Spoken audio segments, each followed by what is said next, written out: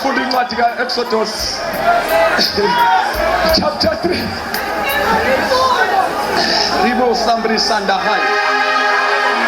Oh, Shabusa Makapro.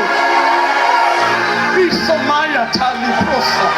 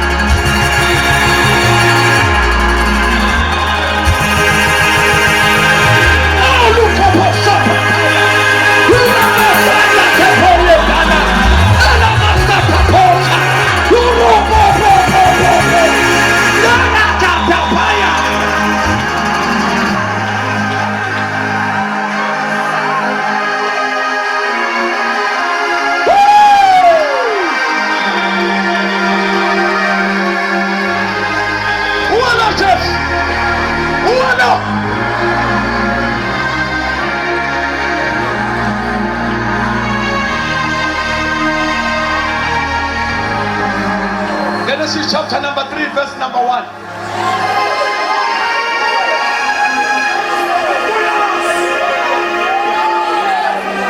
Okay. uMose walusa izimvu zikaJethro umkhe wakhe umpristi wakwaMidiyani waziqhuba izimvu waya ngaphambi kwehlane waze wafika entabeni kaNkulunkulu iHoreb. Wayiqhuba wabonakala ingilosi ke kaJehova langabini lomlilo livela phakathi kwehlahla wabuka bheka isihlahla savutha umlilo kepha isihlahla asiphelanga nokho. Wayesethi uMose mangiphambuke ngiye ngibone lesi sibonakaliso esikhulu ukuba isihlahla asishingani. U4 wogcina uthi uNkulunkulu esebona ukuthi uyaphambuka ukuyobuka uNkulunkulu wambiza phakathi kwesihlahla wathi Moses. Mose wathi ngilapho wayesethi ungasondeli lapha. Moses ungasondeli lapha. Moses ungasondeli lapha. Moses ungalokothi usondele lapha. Kodwa into ongasufanele uyenze nayo ke khumula izicathulo zakhe ezinyaweni zakho ngokuba indawo omi kuyo ingumhlabathi ongcwele. uJoshua 3 uverse number 5 uthi wona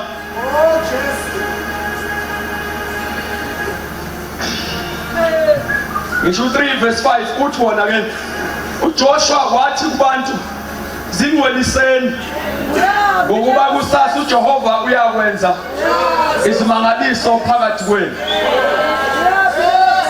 Sesilihambe ke ihlane bathanda ngasaqhuba izimvu nezimvu nazo zasilandela salihamba ihlane salisungeza saza sazofika entabeni kaNkulunkulu. Masifika lapha entabeni kaNkulunkulu kunezinto zakhona nje engaqondakala ezenzakalayo. Number 1 sifike siyithela phezulu kwesihlahla siyavutha sivutha umlilo. Uma sivutha umlilo sinjalo kodwa inkinga manje isihlahla asipheli. Number 1 asishi futhi asipheli. Njengabantu ke nami futhi ngizokwenza njalo. Now uMoses futhi ke ngeke kulunge ngize ngihambe kule ndawo ongayibonanga lento eduza wengisondele ngiyibona.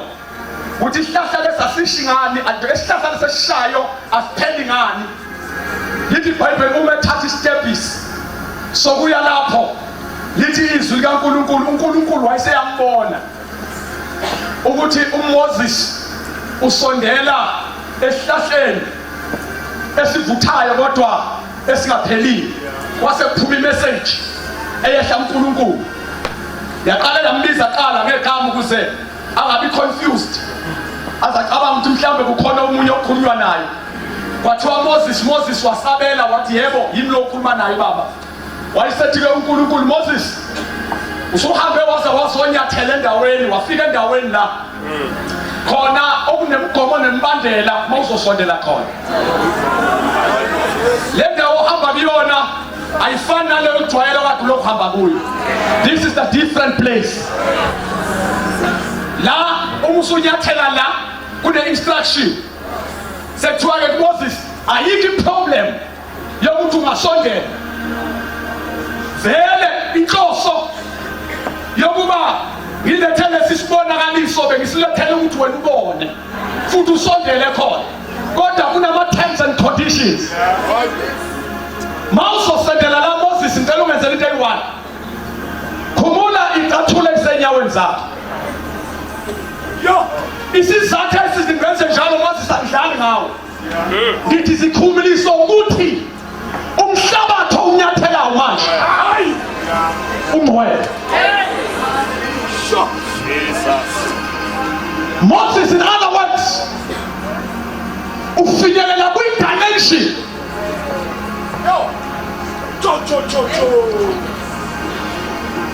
Awasikhuluma ngafishane. Sasivele isihlahla sivutha. Ola lo asiqalanga ngoba sekufika uMoses. uMoses wayengakaqondani naso.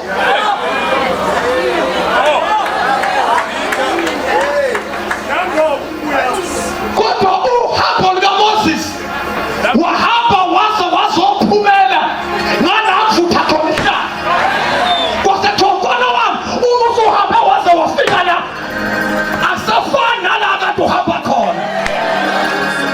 Uma ufika la kukhona ofanele ukwenze before you enter the gate. Unganyatheli la ungayenza ngento ekutshelana khumula incathulo. Ngoba umhlabathi wami kuwona ungcwele. Asamba siya kuJoshua ke ukuze ngiyigoqe kahle sengiqedile. uJoshua lithi iBhayibheli uNkulunkulu watshela uJoshua tshela abantu ukuthi izingcweliseni ngoba uNkulunkulu uzokwenza isimangaliso phakathi kwenu kusasa. Uthi angibuzele nje kube bengizokho abantu bezokwazi ukuphendula. Ngaso uNkulunkulu uyaqala ukwenza isimangaliso. Ngoba kathi uvula ulwandle phambi kwabo labo bantu. Wena uNkulunkulu wabanikeza imana abangaze baze bayibone before. That was a miracle by its own. Kodwa this time le nature yesimangaliso. Lolu hlobo lwesimangaliso. Oluzotethelwa manje lunama terms and conditions. Lesi simangaliso uzosibona kusasa. Sidinga ukube udlule ekuyingcweliseni qala. Ngoba meke wenza mistake wanyathela kulesi simangaliso ungayingcwelisanga. Isimangaliso sizokukhafula.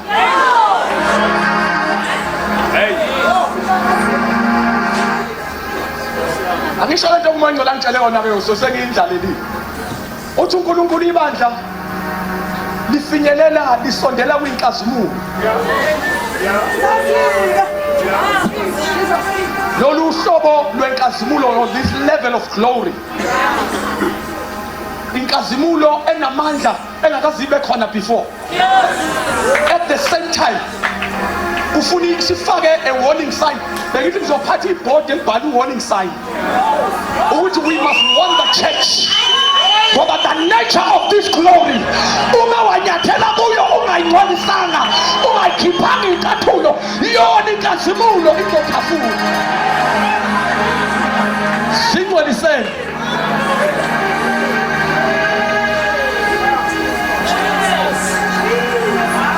Singcweliseni. Ngoba uNkulunkulu uzokwenza isimangaliso kusasa. Singcweliseni. Ngoba uNkulunkulu uzokwenza isimangaliso kusasa. Uthi-ke umuntu anginika yona uNkulunkulu uthi returning the message of holiness. We must return the message of holiness. Where Joshua? Joshua. Return the message of holiness. No. Return the message of holiness. Nidliwe lo ngiyangikhalisa wathi umoya ngcwele iphindiselele umyalezo wobungcwele. Uthi ubungcwele akhulunywa ngabe ebandleni, ubungcwele abusagcizelelwe ebandleni. Ikhona into esishoyo kodwa